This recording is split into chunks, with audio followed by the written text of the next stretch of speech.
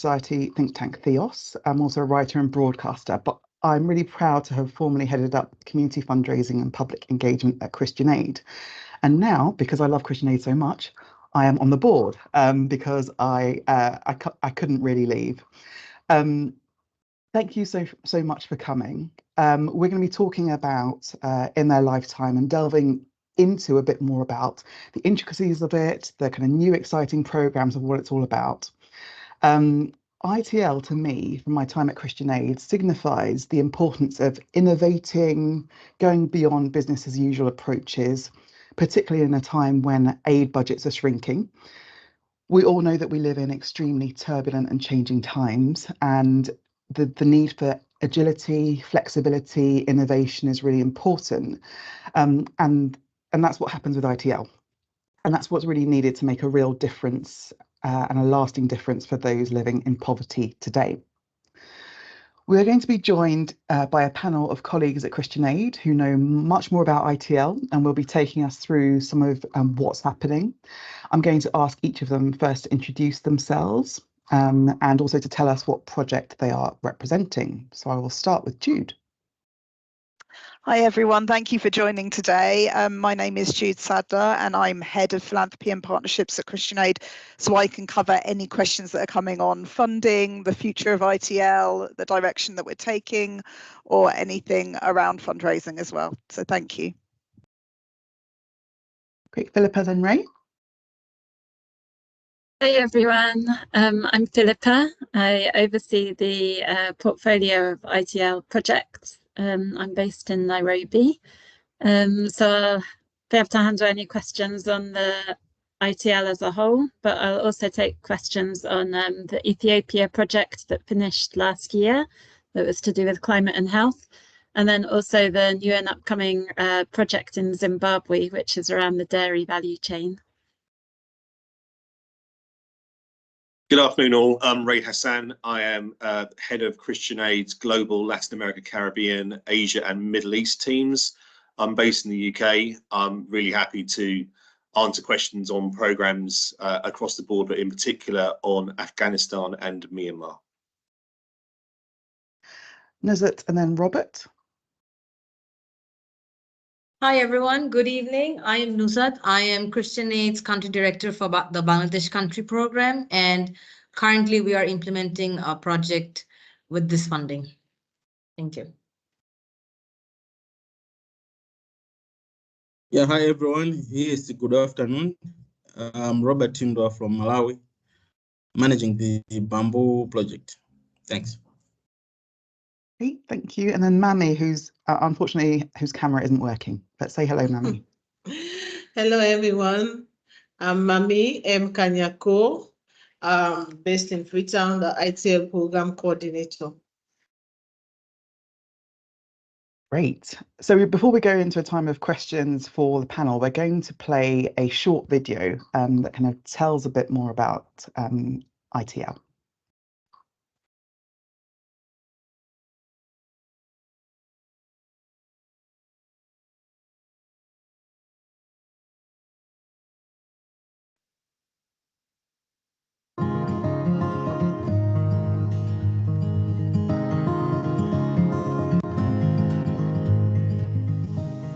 ITL invests in small projects with big impact. Ideas which are the seeds of something much bigger. These are ideas which make lasting differences to people's lives. They also have the potential to shift the way Christian Aid undertakes its work and drive broader change.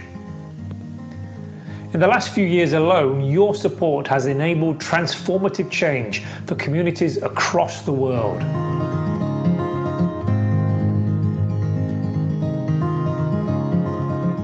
In Nicaragua, your support offered a lifeline to farming communities devastated by climate change. The project combined practical tools like climate stations and training of local communities. It also combined modern technology and practical advice to manage crops based on weather forecasts. The result? Empowered communities able to make decisions to improve their agricultural yields and minimize losses.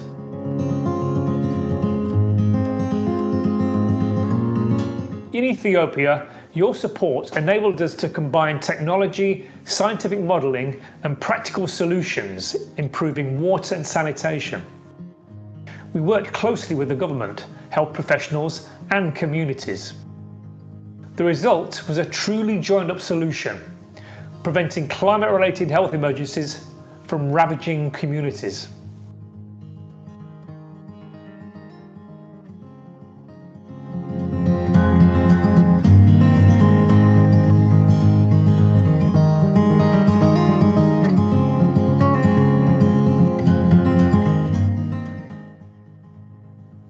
Putting the communities themselves in the driving seat, your support in Myanmar combined humanitarian, peace-building and economic solutions together. This novel approach drove lasting change at community level in the face of persistent instability and conflict.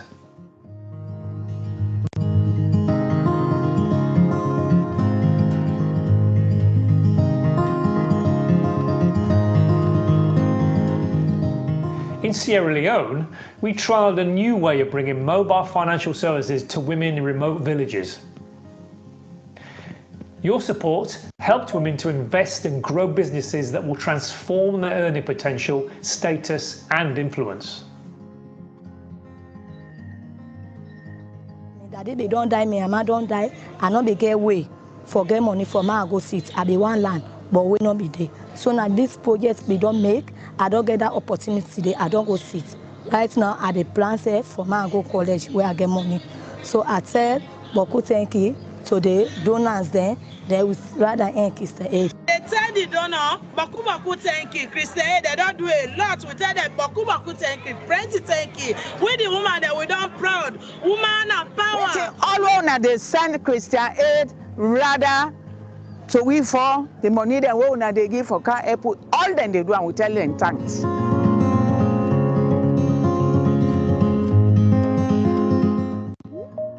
In Bangladesh, we are working to ensure that the most vulnerable borrowers are safeguarded against the impact of climate change on their livelihoods rather than being plunged into ever deeper debt. Looking at microfinance products, processes and approaches, we are building knowledge that could influence the whole microfinance industry.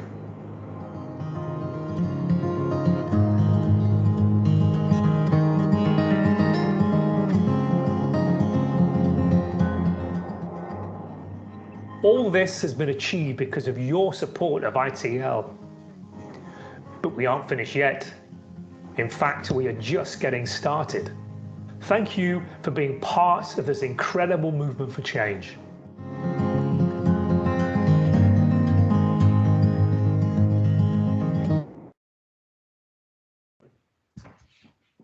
That was great to hear about some of the current projects. And we're going to spend some time now. We have a kind of an event of two halves. We're going to spend the first half having some conversation with the panelists about kind of current projects. And the second half, we'll be looking ahead to new ones. And there'll also be opportunity for you to ask questions as well. And I'll tell you how to do that shortly. But the first question I'm going to ask is to Philippa. Take us a little bit behind the scenes of ITL. Why were these projects in particular chosen above others, and kind of what makes something an ITL project as distinct from a general Christian Aid project? Thank you. Okay, so when we select projects, we're a team. There's, I think, 7 of us from different departments in Christian Aid that look at the different ideas that have been submitted to us. So we've each got our own different lenses and angles that we're coming at. But really we're looking for something that's got a spark of something different, that's got that spark of innovation, that can show us how we can try something new, something a bit different, a different way of doing things that we think might have potential to then grow and be expanded across our programming in Christian Aid. So projects that are a little bit maybe risky, that perhaps other donors might not want to support, but that we can see there's a real potential for having a big impact and to share learning more widely. Great. So where do those ideas come from? Is there kind of Dragon's Den for ITL? Like, who's coming up with the projects? So it's the communities and first the country teams submit their ideas, but the country teams will go out to their partners, who in turn go back to the communities to really look at what challenges there are in the communities, but also what, more importantly, what solutions are coming out from communities themselves. So it will be, ideas that are then maybe from conversations within the community that are then formulated into this project ideas. It might be based on previous projects, something that the country team has seen and discussed with communities in previous projects that they think, oh, that's an interesting angle, we want to build on that, we want to try something new with that. Or it might be from field visits, assessments and so on that have previously taken place, or conversations that are ongoing with partners. So we're very proud that and really encourage ideas to come from communities themselves, not us sat behind a desk wondering what to come up with next. Right. I'm going to ask you one more question, which is just about if projects are successful, and maybe others can feed in if they would like, why, if they're successful, are they then scaled up at the end, or if not, why not? Yeah, I mean, that's very project specific. I'd say at the beginning, before we even bring a project on board, we'll have conversations and plans with the teams over what their plans are post-project, and what they'll be doing from the very beginning to make sure that what they're implementing is sustainable, that it will continue post-project, and they'll have a plan that they'll be working towards and updating, and we'll be reviewing it all the way through the project. So for some, that plan will be for business, to continue, for the innovation to become normal life within the project, and then it doesn't necessarily need scaling, it's become embedded within the community already. For other projects, scale up looks like securing further funding. So like with the Myanmar project, we were really excited and pleased to have secured funding from the UN to scale up the project now with other partners and in other areas of the country as well. And for other projects, the scale up looks like taking an element of the project and embedding it within our way of programming in Christian Aid. So for example, in the Sierra Leone project, which I'm sure Mami can talk to better than me later on, we have this concept called the gender model family, which is a way of engaging with the whole family on matters of women's empowerment and gender and inclusion, and that model we're very much hoping now to take that to other countries that we work with within Christian Aid and scale up that element of the project across other countries. Great, thank you. You touched there on Myanmar, and we spoke at the start about how we live in kind of very turbulent times. I'm going to come to Ray with some questions about Myanmar in particular, a place where there is a lot of instability. How difficult is it to conduct a program, an ITL program, within the kind of instability within Myanmar? Did the government restrict any of the planned activities, for example?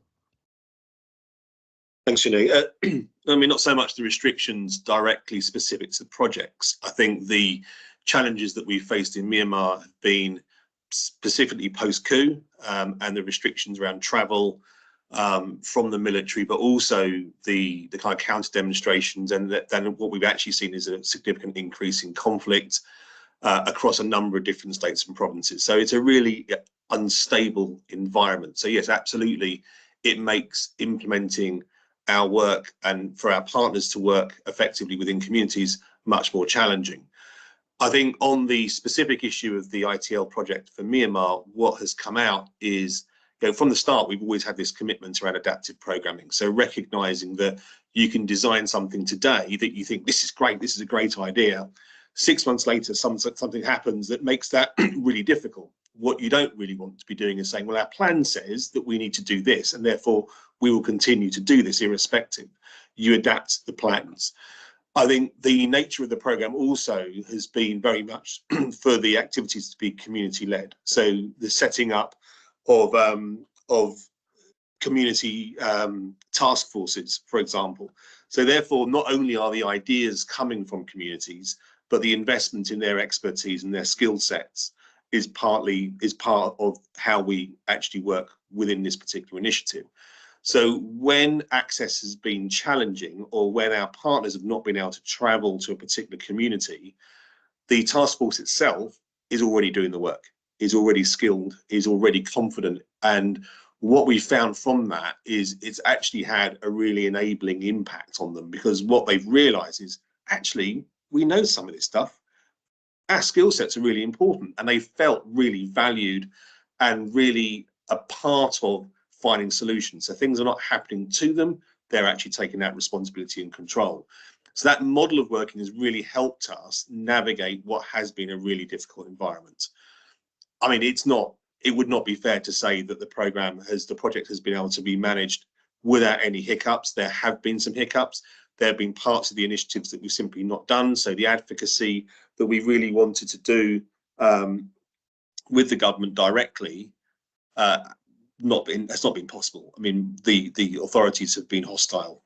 They're a hostile actor in the environment in Myanmar. Also, civil society on the whole does not want to engage directly with the authorities. They don't see them as legitimate. So therefore, we've had to adapt that particular element of the project and have done something else with it, which is much more community focused. So yeah, I think the adaptive programming, the fact that we work so closely with communities, seeing them as the key drivers of our programming and projects, has really helped us navigate through what has been a challenging and will continue to be a challenging working environment. Great, thank you. And you may have some more questions for Ray a bit later on about Myanmar in particular. But Philippa also mentioned Sierra Leone, so I'm going to come to Mami. And you mentioned the gender family model. Gender model family. Gender model family. Yeah. Is there ever any backlash from men in the communities where we might focus particularly on female empowerment? For these projects, before the coming of this project, for other projects that Christian Aid have been engaging in, we have like men seeing themselves vulnerable, like being not to be considered or involved in other projects. But for the ITL project, we don't have that kind of backlash or issues with men, because we have the positive masculinity training that was conducted. Men are highly engaged and they are involved in all of the activities that we are doing. And that's in fact why the gender model family is so successful in the communities that we are working in, because we try first to catch them, give them, make them see reason and understand why it's important for them to support women in all of what they are doing as women, when it comes to development, when we are talking about influencing and even leadership positions in these communities. So gender model family has really played a great role. And for even communities that this project is not targeting, other catchment communities, women have learned from the main communities that we are operating in, and also adopted these practices wherein they themselves are even practicing it in other communities that we are not presently operating in. For example, the gender model family has helped in the reduction of domestic violence and gender-based issues in communities, because during the visits, I have the first-hand testimony from a chief, the paramount chief, saying because of the gender model family, there is now a reduction in reports of abuse, violence in the communities. Like they do now sit together and even they identify and solve their own issues without going to the paramount chief. Wow. And in the previous kind of work on female empowerment in Sierra Leone, I guess how has the ITL project built on the learnings from that in the current work? Sorry? How has the ITL project built on kind of previous Christian Aid work on female empowerment in Sierra Leone? Okay, well, with the PACE project, we have it has that kind of component also that they are dealing on women empowerment and leadership. And also the ITL project has also built from other projects that have been operating in other Christian aid countries. For the ITL project, we now have women who contested during the 2023 elections. And for the first time, we have women representatives at district council and also at parliament due to this project. Great, thank you. Nuzat, I wonder if there's anything that you'd want to add in terms of the work in Bangladesh. Is there any backlash from men in the communities when it comes to female empowerment, for example? Thank you for that. So far, actually, we haven't had such issues of backlash, but because what we have come to understand from case studies and our interactions and our from regularly monitoring the project, we found that since we are we're targeting families, so men are equally part of a lot of these initiatives, and they are quite happily jointly running the businesses with their wives. And we have case studies of where the husband and wife are equally, they had access to some of the trainings that we had provided, they have access to some of the loans that we had provided, and they are starting to set up their businesses or invest in entrepreneurial activities. So we haven't in that sense faced any backlash, but it is I mean, these are not uncommon in of course in other contexts, but in this particular context we haven't had any. And I think part of the reason is because we are including the men in the activities. It's not entirely focused 100% on women borrowers and how women are using. While we are stressing on the fact that women should be at the driving seat of how this loan should be used, and that they should be playing an active role in the utilization of the money, but at the same time we're involving the men. So that's why perhaps we haven't really had any backlash, or no such incident has been reported yet. Okay, and you're talking about microfinance in this particular project. Yes. And we know that the communities that we work with face all sorts of intersecting challenges, and one of which is climate change.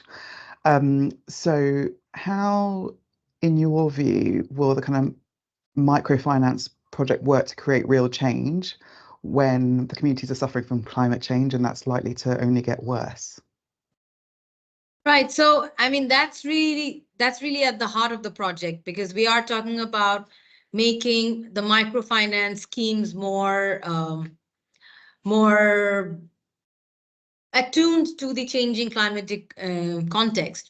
What we are trying to do through this project is that microfinance loans have a certain way of working, so it's quite standardized across the country, and it doesn't really take into account how the repayment should look like, or what the repayment should look like. And because there are women who are, or rather families who are living in climate vulnerable areas, there are times of the year when they have very limited work. They're simply not able to work because of floods or because of waterlogging.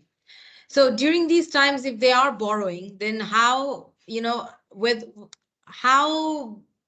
mean, the microfinance lenders need to sort of take that into cognizance of the fact that the repayment scheme should look differently, or women should be utilizing the funds for certain reasons if they are taking it at that time of the year.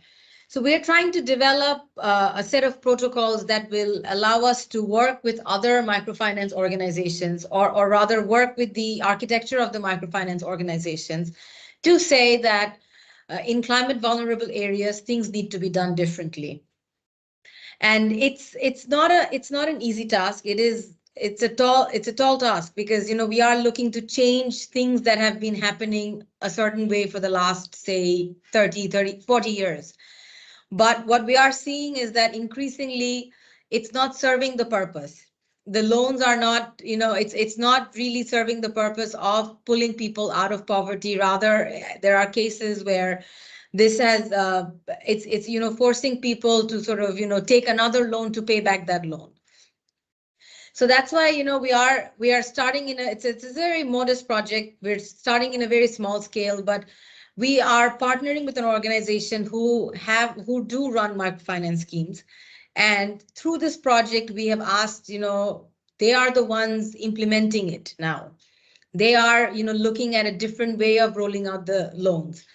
And, hopefully by the end of the project period, we will have some sort of some outcome that we can show, that we can take to other microfinance institutions and say that, look, you can try doing this. It may be possible. So that's really, in that very small way, that's what we're aiming for. Wonderful, thank you. I'm going to come to Jude with a couple of brief questions, but first of all, after I've spoken to Jude, we're going to open it up to questions from you. And I know that people have already started to post some questions and comments in the chat. So the chat function should be on the top middle of your Teams screen. If you want to write a question in the chat, you can do that. But you can also, if you'd like to kind of come off mute and ask a question, then if you use the raise hand function, just a hand sign on Teams, then we'll come to you so that you can ask your question directly to the panel. But Jude, money.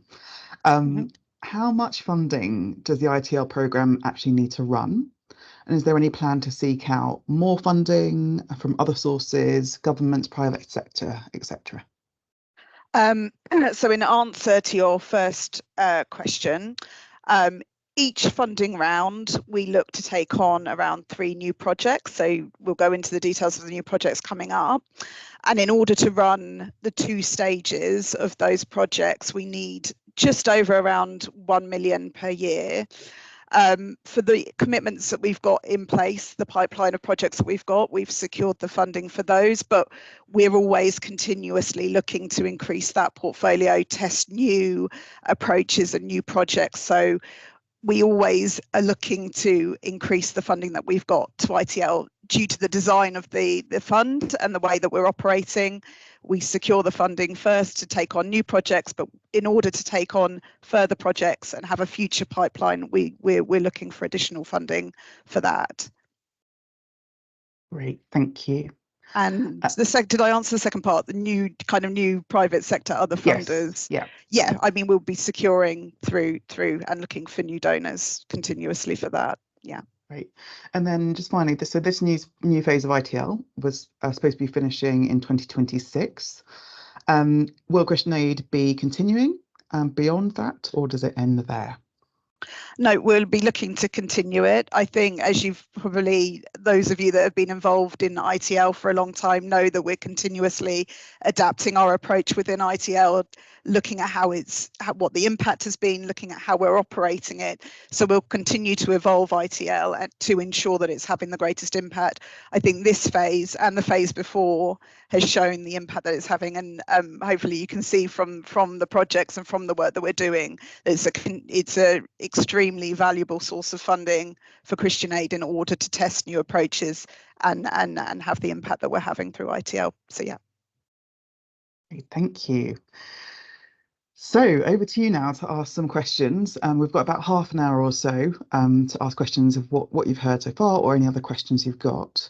I can see a couple in the chat, but also encourage you to raise your hand if you would like to come off mute, so it's not just my voice and the panel's voice that you're hearing. But first, a question from Paul Grime. If ITL projects are intended to provide seed funding for innovative projects, how does Christian Aid decide when funding for a particular project should end, whether or not there have been positive outcomes? So who would like to take that question? Phil, is that Philippa question? I can jump in, and then if any of the country teams have anything specific they want to add, feel free. At the beginning of the project, as I mentioned, we have a sustainability plan. So our intention is never for projects just to be open-ended and to run endlessly. Teams, when they submit their ideas, we ask them to kind of submit ideas for projects that will run for between 2 to 3 years. And alongside that, they'll talk about their exit strategy. But when we bring a project on board, we always conduct a baseline survey where we'll go to the community and ask a proportion of project participants questions about their situation at the beginning of the project.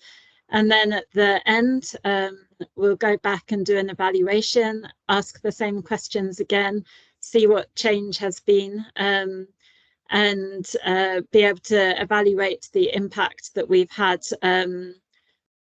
in a more quantitative way. But throughout the project, we'll be doing reviews, normally quarterly reviews, to meet with partners, discuss how the impact is going, go out and hear stories from the community themselves, and just really that enables us to have this adaptive approach where we can take a pause, make any changes if they need to be made, see what strategies are working, see what isn't working, and focus on the things that are working and invest in that to make sure we're having as much impact as possible.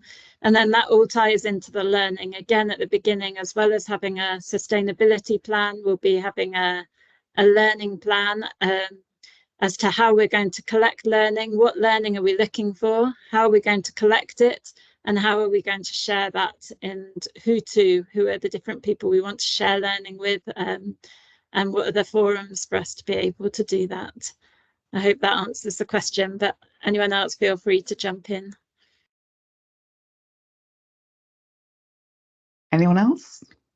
In addition to that, we've just concluded with the consultant that we are gathering the data for the research and learning paper, and we've also mapped out like partners, institutions that will be sharing this learning paper with, and even stakeholders, the project participants, and also decision makers that will be sharing this learning paper with to better inform decisions, and also to see how best we can be able to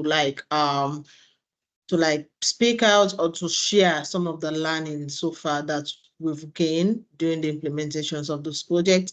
And also we will be doing the evaluation of the project very soon, which we hope that we can have harvest informations about where we started and where we are now. Great, thank you.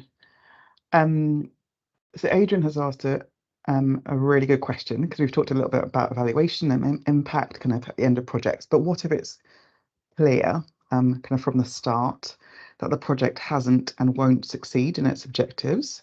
I can imagine that there's a kind of tricky conversation that might be had. And what do you do both internally with the project managers and program managers, as well as the ITL donors when that happens? So I can jump in again, and then anyone can add.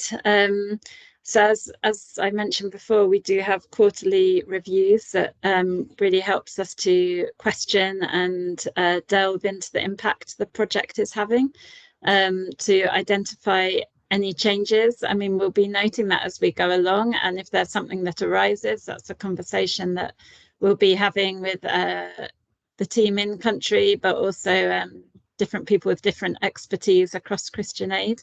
But the quarterly review and the annual review checkpoints really allow us to take that point in time to do that review and allow us to adapt and make changes if necessary. So I think Ray had mentioned earlier on about with the Myanmar project, where we realised we weren't going to be able to implement some of the advocacy work.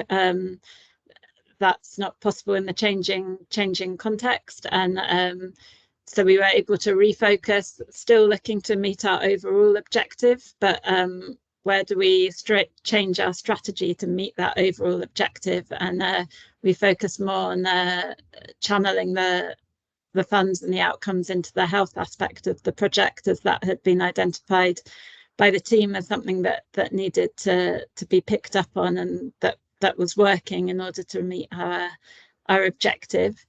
So internally, yeah, I guess that's what we do. And my approach is always that nothing's a failure, right? And if there's learning, that's key. And even if we don't meet our objectives, if we've fully understood why we're not meeting them, and we've learned from that, then that's a success in itself. In terms of what do we do with ITL donors? I don't know if Jude, you want to handle that question, or I can keep talking. I can. I think it comes through in the reporting, and we're really, obviously you've had the impact report this year, and you can see the impact and the learning from the projects. And yeah, all of that learning is then embedded within the reporting, and you see those updates through that. And I will add on as well, just another example with the challenges that we had with the project in Nicaragua, where one of the partners was closed down by the authorities as part of their clampdown on civil society. We really had to relook at what are we doing now. We're a partner down, and we ended up extending. We had, I think it was an 8-month extension on that project, where the other partner was able to pick up and run with the activities. But we needed that extra time to figure that out, and it's great to have that adaptability to be able to do that.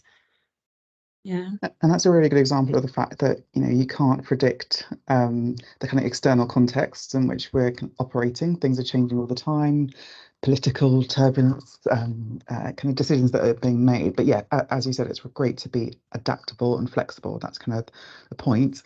Robin has come back with a yes, but what sort of external audit peer review do you have in place to kind of assess and evaluate the kind of projects and whether they're working or not? Sure.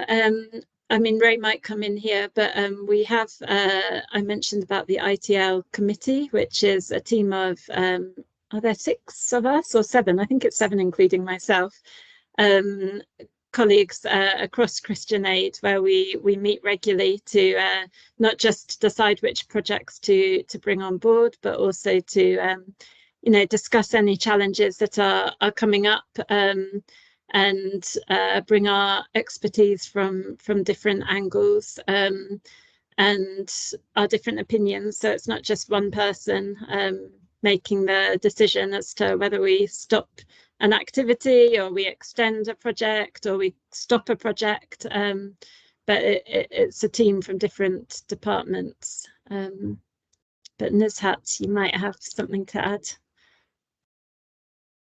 Yeah, I just wanted to add that, because ITL, we are, I mean, as an organization, we're looking to fund innovative ideas and pilot innovative projects. These projects are also very closely monitored. So the team of 5 or 6 that Philippa mentioned, a lot of them work very closely with the project teams in the country. So we have very sort of close monitoring, not monitoring, but closely these projects are watched as to, how far along the roadmap that we had chalked out at the beginning, is that still working?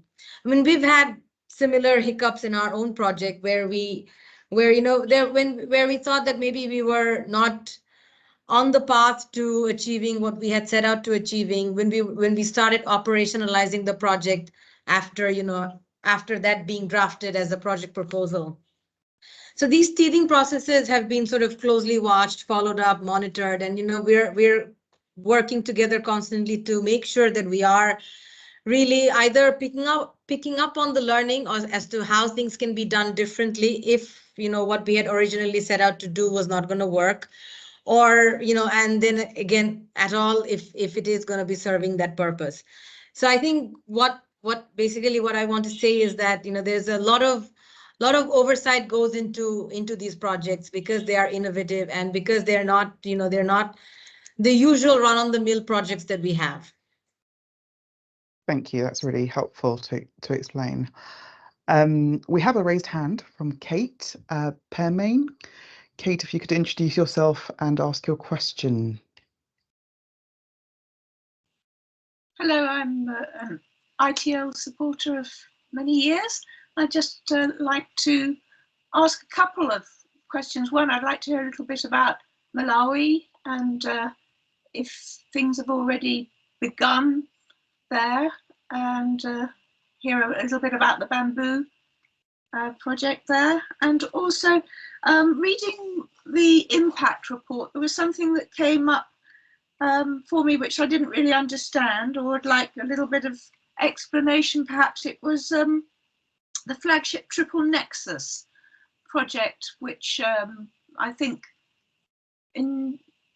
initiated in Myanmar, is that right? In Bangladesh, I mean, and is being used in Ethiopia and Kenya, is that right? It would be quite interesting to hear about that too.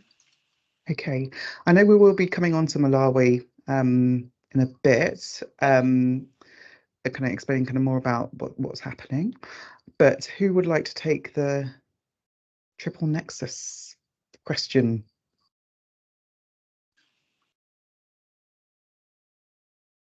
Do you want to jump in, Ray, or should I go ahead?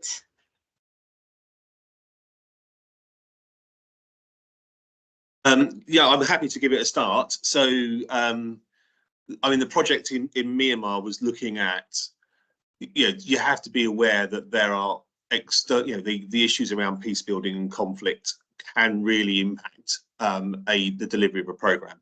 You also then look at the humanitarian context and the different ways that you look at your outcomes. So in Myanmar, it's not a development program, it's not a humanitarian program, it's not a peace building program. How do you look at those three things together to enable the activities to reflect the context that people are working and living in? And I think that's a really important thing, because the outcome then is much more reflective of that context. It's very easy sometimes to see a development project within those more narrower parameters that doesn't take into account the potentially negative impact it can have within communities around community cohesion. So it can create conflict, especially where conflict is present already. And it sometimes doesn't understand the vulnerability around a humanitarian context. So the planning around the Myanmar project was very much around that understanding. And that work has been done across actually much wider breadth of our work and interventions in Myanmar beyond the ITL project. So ITL was an opportunity for us to test some of those assumptions. And as Philippa mentioned, we've just received just under £1 million from UN to take that work forward and take it to further scale. Also using that to influence the thinking of some donors. So beyond just the funding, but they're also their own practices, etc. So that's it's a challenging thing for sometimes for people to look at, because you'll get colleagues thinking, oh, my responsibility is humanitarian programming and that's my expertise. And therefore you can compartmentalize things a little bit that doesn't actually really reflect the reality of communities themselves. So yeah, that's how we look at the idea of triple nexus. It's still, I would argue, a relatively new bit of jargon, if I should say so. But yeah, the learning around that and making it something that is open to others to engage with and understand is really important. But again, most of this is actually really reflecting the experience of communities. Thank you. Great, thank you. And we will be coming back to Malawi, so you'll be hearing about new projects there in a little bit. But I'll go back to the questions in the chat. We have a question from Lynn. How are the young people and children responding to programmes? Are they positive? Do they face opposition from their peers in the wider community? who can speak to kind of specific projects that can engage young people.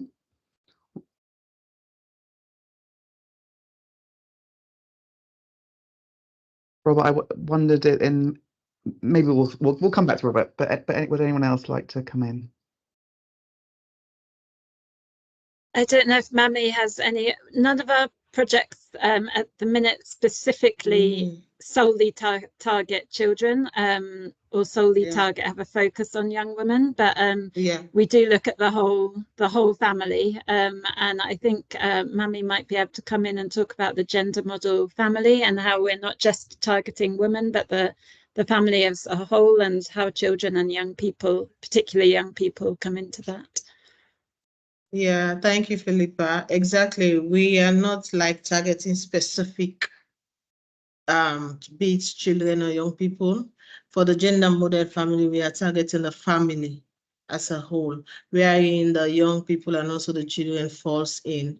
It's positive, I can say, because looking at the gender model family, the strategy or the approaches that is being used by the lead of this gender model family in communities is very positive, wherein we have these young people who also benefit a lot, looking at some of the traditions and the norms that do exist before this time. Because of the gender model family, it has now, they are breaking the barriers that was existing before. Like, for instance, for young women before this time, they are more like they do not go to school, maybe when they sit their fourth exams, the Becker exams, they do not go have the opportunities to further their education. They are either forced to early marriage, or because of early pregnancy or teenage pregnancy, they do go into early marriage. And so, but because of the gender models family, we have now these young women who are now benefiting a lot, and also the children in this and the gender model family, looking at the financial empowerment side of it. Women are now empowered financially. They do not like sit at home or rely wholly or solely on the men to provide for them and their kids. They also do now support their children, like to go to school, health-wise, when they are sick. They do also provide the support, because the part of the savings group that these young women are in, they do also have this welfare scheme that do also women have access to, like they do take loan that is not charged with interest for any welfare issue that arise within a family, except when you want to take loan for business or with other financial transactions that is not attached to the welfare funds that they contribute monthly or daily, that is being charged with an interest rate. So it's very positive in the communities that we are working in. And I'll just, sorry, you have spoken a lot, but I'll also just quickly jump in on Ethiopia with my Ethiopia hat on, as I'm representing that project, which has been focused on climate and health, and how having the early warning systems for predicting disease outbreaks has had a real impact there on improving the health outcomes for particularly for children and infants, children under 5. So we've really been able to strengthen the health systems, the reporting processes throughout the health system, which in turn has seen reduced incidences of disease outbreaks. Thank you, Philippa. We've probably got time for a couple more questions before Philippa introduces us to the kind of new projects and what's happening there. So if you'd like to post the questions or raise your hand, even better. There's a question from David Rogerson that says that he understands that the new ITL project funding approach is in 2 phases, with phase 1 involving up to 1 year and up to £50,000. Is this sufficient to run an effective pilot? Is there any evidence yet that it increases the effectiveness of the phase 2 projects and thus improves overall value for money? Now, who would like to tackle that one first?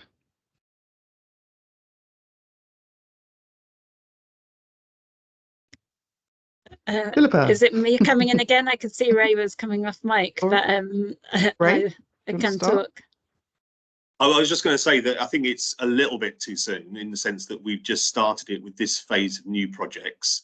I think the idea behind it was to give us a little bit more time to work with our partners and country teams to really understand the nature of the proposals. So when we're talking about innovation and new ways of trying to do things and pushing those parameters a little bit harder, it's really to say, well, rather than commit 3 years or 2 years funding in advance, let's actually provide some initial funding to see how this develops and evolves. So we develop that real confidence and we can iron out any kind of grey, we can fill in any holes that may exist. I think we shouldn't suggest that it's 1 year fixed to gain that flexibility. So in some contexts, the seed funding is a lot less than 50,000 and the time period is a lot less than a year. But it's just really to give ourselves that space and time to work with our partners and communities to have that confidence that how we set things up is the right way. Philippa, please add if you feel you need to. No, I don't think I have anything to add. I think you answered, but we can just let Robert talk very quickly and ask him if £50,000, in his opinion, is enough money to run the pilot, the phase 1. In fact, I think Malawi, you've not even used the £50,000 budget. You're below, so.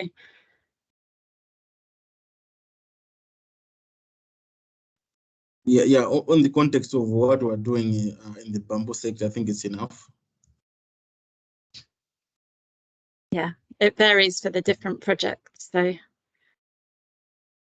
You said what? It varies for the different countries, different projects. So yeah. Yes. Yeah. Yes. My instinct as a former community fundraising head is to always say no, it's not enough. That we could always do more, but I guess there's kind of assessments done as to kind of what is the realistic amount needed for particular projects. But I think, as you say, there's other ways to fund and support. Okay. There is just noting in the chat there is a I think if Ray could respond in the chat to the questions that Robin has. Are there any final other questions or anyone who would like to come on mic and ask a final question in this section before Philippa introduces us to new projects? If not, we will move on. Philippa. I'm just saying, sorry, this one question about the ratio of applications to projects that are funded. Missed that one. I can answer that very quickly. Yeah, you answer that and then move on to your. Yeah, exactly. Generally, we have about 9 or 10 applications per funding round, and we normally take on board 2 to 3 projects, depending on how much money we have in the bank. Yes, so I hope that answers that question. So on to the second round, the upcoming round of projects that we're starting to implement now. So this is our 3rd funding round. And to give you a bit of background, we put out a call for proposals in our normal way, the same way we've done for round 1 and 2. And we received about, again, 9-10 applications for funding. And when we looked through, this is the committee of about 6 of us from across Christian Aid. When we read through the proposals, we really didn't feel that any particularly stood out and met the requirements of ITL for looking for innovative projects that trial something really new. And are, not your business as usual projects. So that then led us into a conversation as to where are we not quite hitting the spot, and what can we do to encourage more creative and innovative programming. So this is where it's really great that we're able to change things, try a different models of having teams apply for funding. And to look at a different a different model of giving funding to country teams. So we took a time to reflect. We realized that it's very easy for our teams to implement what they're used to, and we can have projects that have very, very high impact, but they're not trialing something a bit different. And what would be helpful is to have a stop place somewhere in a project to review, take that stop to review the innovation, whether the innovation is working, and whether it can be scaled up and should be scaled up. And this phase 1, phase 2 is really trying to encourage that innovative thinking. So phase 1, smaller amount of money, £50,000, up to £50,000 for up to 1 year, to really take the seed of an idea. We didn't ask for lengthy applications. We chose projects through a presentation from country teams.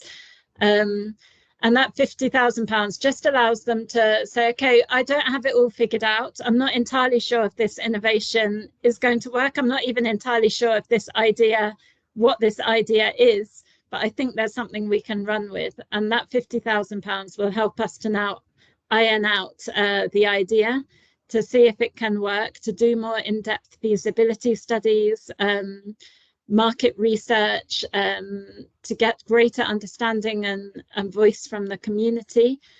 And then it forces us at the end of phase 1 to stop and say, okay, let's gather what we've learned, let's gather the research, and let's see whether we want to scale it up now, and to trial it in a real life setting and community.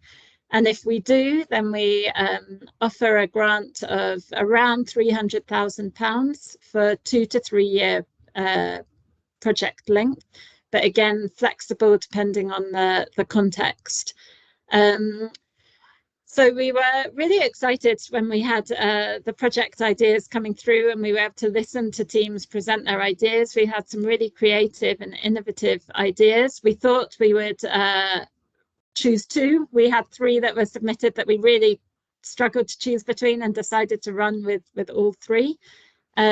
One is in Zimbabwe, which is focusing on the dairy value chain, but really exploring this concept of the mother-in-law's cow, where the mother-in-law is given a cow when her daughter gets married, and it's hers, it belongs to her only. So traditionally, livestock is dominated by men, who get to make the decisions on the livestock and on the income generated. But this mother-in-law's cow is for the woman, and we saw, okay, maybe there's an entry point here that we can bring women into a traditionally male-dominated value chain. Let's explore that a bit more, explore how we can bring in a traditional culture to still challenge kind of harmful kind of gender practices and so on.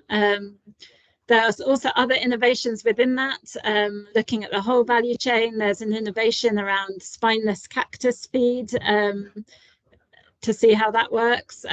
There's innovations around bringing in a mobile app to develop an app in phase 1 that we can see if it works. We can scale that up in phase 2. We also have Malawi, which I don't want to talk too much on because Robert's here with us, but that's exploring the bamboo value chain, which is an untapped market in Malawi. So phase 1 will be really looking at where the gaps are in the value chain, where the opportunities are, what's happening already. And then once we've got all of that research and understanding, we can then do programming on that for phase 2.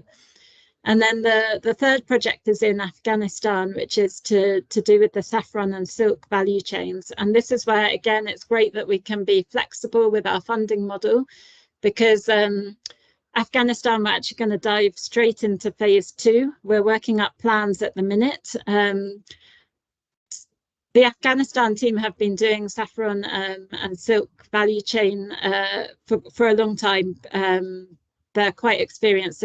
The partner has a lot of experience in implementing projects and working with women in that value chain. The interesting and innovative aspect of this project is how that works now in the new context with the Taliban.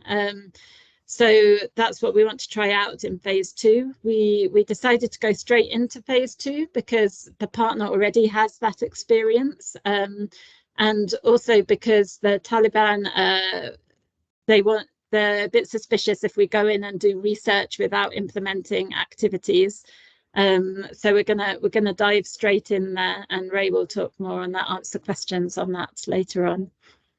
Thank you. Before you finish, there's a question that I didn't want to ask, but what is a value chain? Yeah, sorry. Thank you for asking. That's a good question. Well, maybe Robert can take this one and I'll come in. What's a value chain, Robert?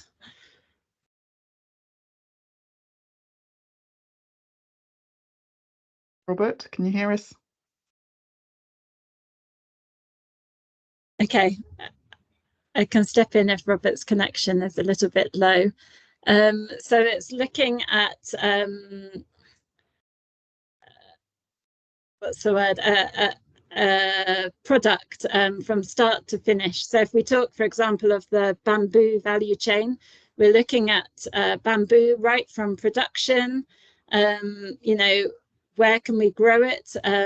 How does it grow? How do we plant it? Right through to harvest, and then through to market, through to value addition, to doing things to turn that bamboo tree into you know, charcoal, or into baskets, or even into bamboo bikes as value addition. And then how do we market it, and who do we sell it to, and the even international export. So yeah, but it's a value chain as the right from the start to the end.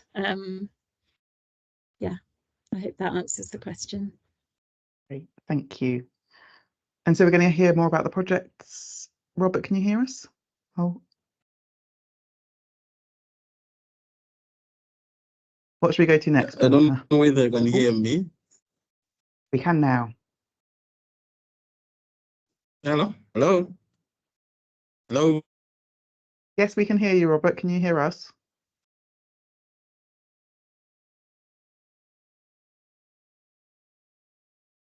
Nope. Okay, well, hopefully Robert will. We've been waiting for Robert's big moment, and the technology has failed us. Well, hopefully we'll be able to get Robert back. Is there any more that we want to hear about specific projects, Philippa, or should we move on to questions? We can move on to questions. Okay. Well, you kind of talked about the kind of new way of kind of funding these projects. Why did the kind of two-phase approach come in? Kind of why was it needed? And what impacts do we expect to see on the end result on the projects by using this new kind of two-phase approach?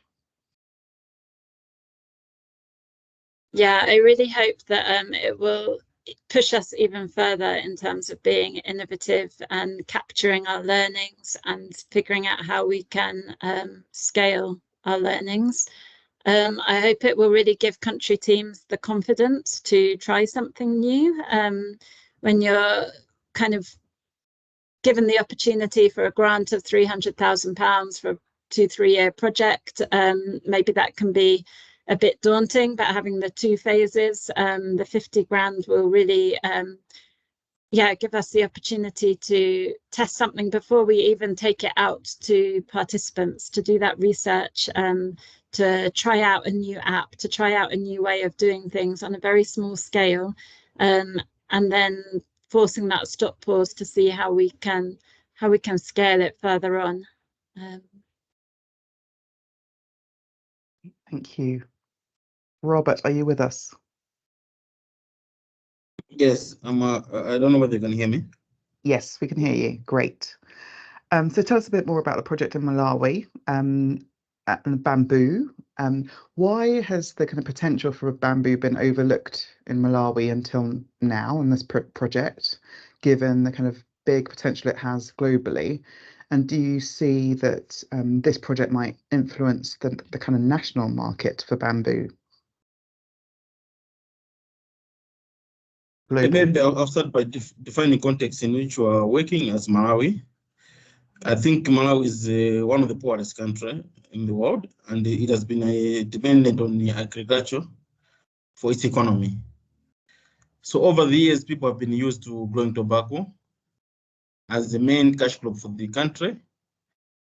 And that might be one of the reasons where people might have overlooked some of these value chains.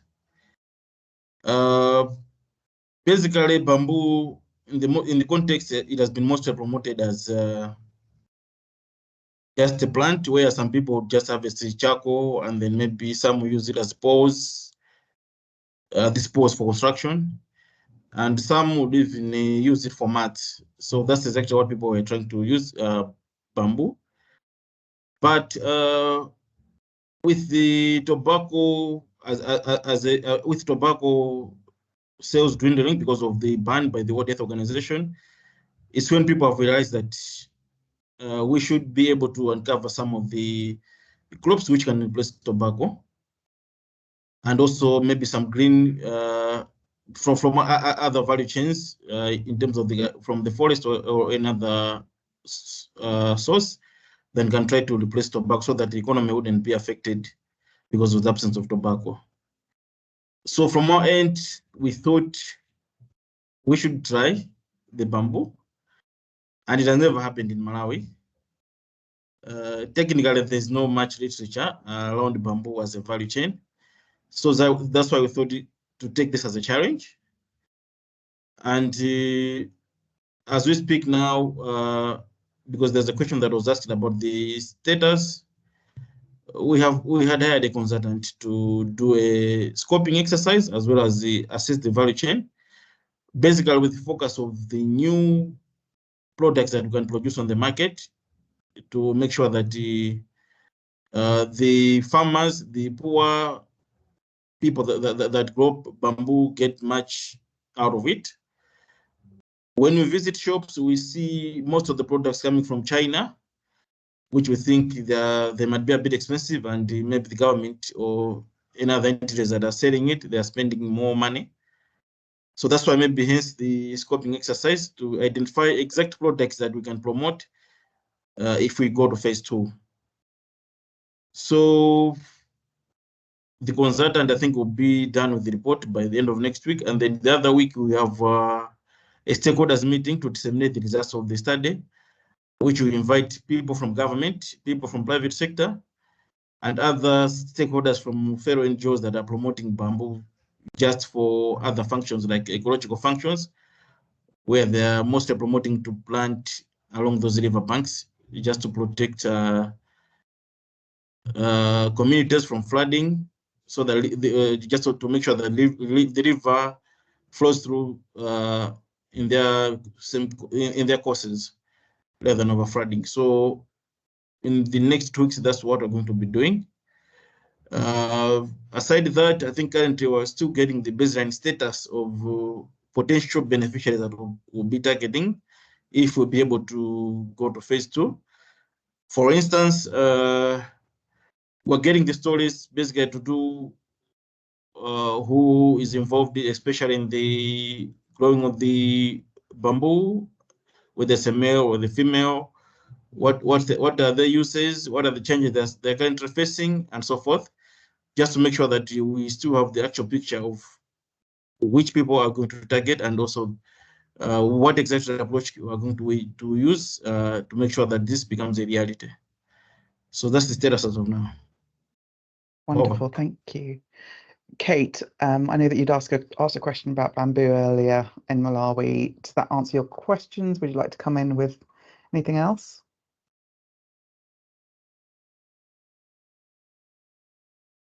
I think I read somewhere that this has been done in Ghana. Do you talk directly to people in Ghana to find out their experiences and how you might be able to implement various aspects of it in Malawi? Yes, not exactly in Ghana, because we had planned to have a study tour just to understand exactly what is happening there. But because of costs, we thought of getting alternative where also some products are being made. So currently we're focusing on getting some lessons from Kenya, because we understand the number of people doing it in Kenya.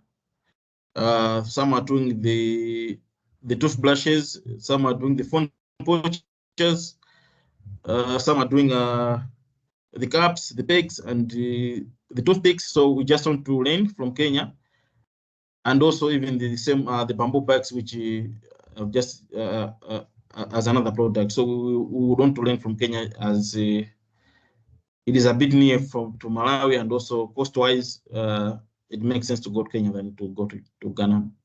No. Great. Thank you. We just have a few minutes left, and I'd like to leave some time for you to ask any questions about the new projects that you can post in the chat or raise your hand as well. But Ray, Philippa mentioned about the kind of challenges of the Taliban in Afghanistan. I wondered if you could just kind of talk us through some of the kind of main challenges and the risks that you're anticipating in implementing the project there. Yeah, thank you. So, yeah, the context in Afghanistan, I guess, is well documented in the media. Since the collapse of the previous government and US, UK troops leaving pretty rapidly, the Taliban have taken over pretty much the entire country.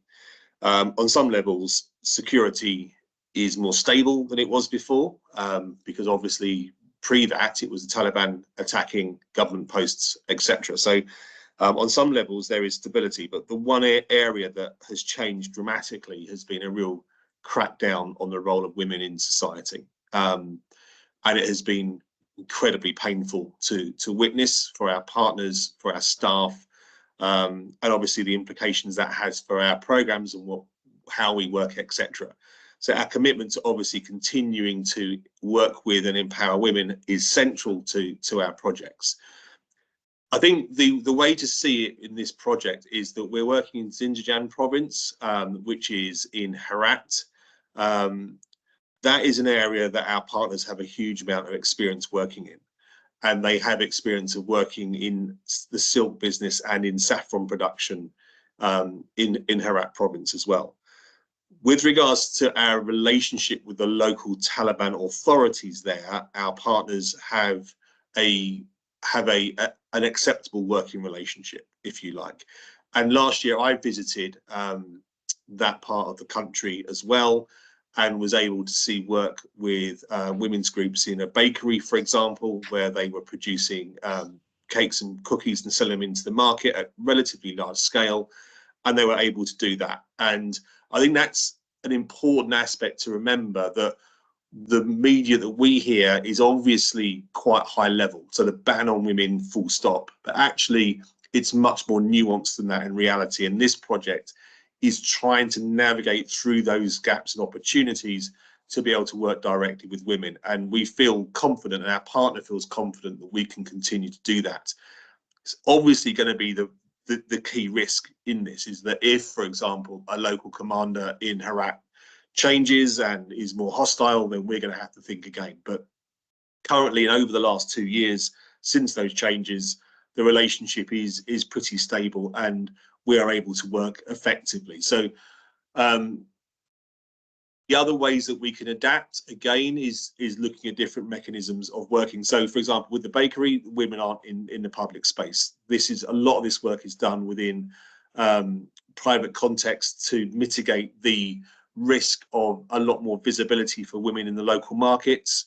And that's another way that we would obviously try to adapt this project to reduce any potential threats or risks to women working in this project. But again, it is incredibly challenging. I think it's really important that Christian Aid and other organisations continue to seek and find creative ways to support women directly in Afghanistan. I think us to stop trying would be a real tragedy. Thank you, Ray. Are there any questions for Philippa or for Ray or for Robert on what you've just heard about these kind of amazing projects?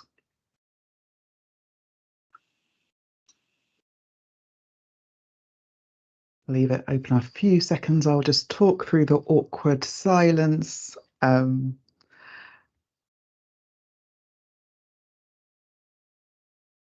You will be receiving a kind of e-newsletter about ITL next week. So that will give you more information about these new projects. I have once again been amazed by the work that Christian Aid does. The kind of innovation of ITL and the kind of flexibility and adaptability. I'm leaving this meeting with an image of a mother-in-law's cow as a kind of way to lift people out of poverty. I love the kind of the way that we can really engage in the community and the cultural context. So thank you for all that you do. If there were any more questions that you had, please get in touch with your key point of contact in the philanthropy team, and they'll make sure to get back to you with the answers. This event was designed to address any questions or thoughts you might have about the impact report that you've got. But really, this is just the start of events that are planned for the kind of next year or so on ITL. So there'll be lots of more events coming over the coming months, which will focus on looking ahead and putting a particular focus on the new projects that Philippa has outlined. And the last thing to say is just a huge thank you to you as supporters, as donors to these projects. ITL is funded exclusively by ITL supporters, so none of what we've heard today would be possible without you and your support and your generosity. So this is just the start of the conversation, so watch this space. And thank you to all those behind the scenes who have made this event happen. So thank you very much, in particular to Betsy, who's going to put it all together. But thank you all and have a good afternoon.